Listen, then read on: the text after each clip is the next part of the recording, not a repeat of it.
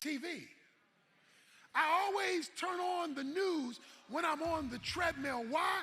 Because by focusing on the news, I can go longer with the breathing. If I'm just there and I don't have another focus, I'm thinking about running.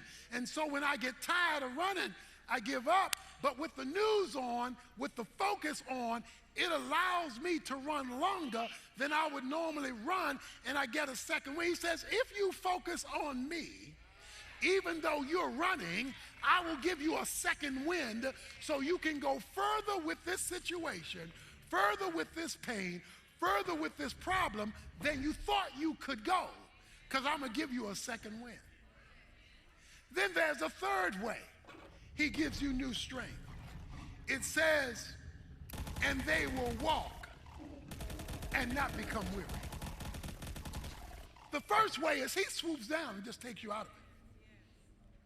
The second way, he doesn't swoop down, he lets you go through the process of running, but he gives you the ability to keep going.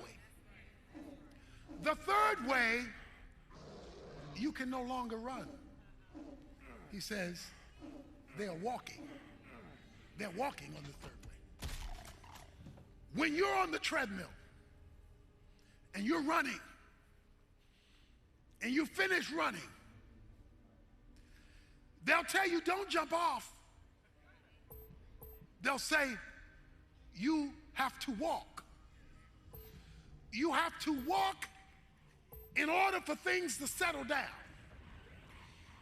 You have to walk for the benefit of the heart slowing down, because if you just jump off with the heart beating, you haven't given it a chance to make the adjustment on the pace.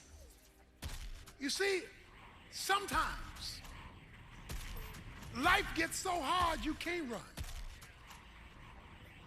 and you've been left to walk. The first way is God's divine intervention. The second way is God's enablement to keep going. But the third way, when you can't run anymore because you are now too tired, you're left to walk.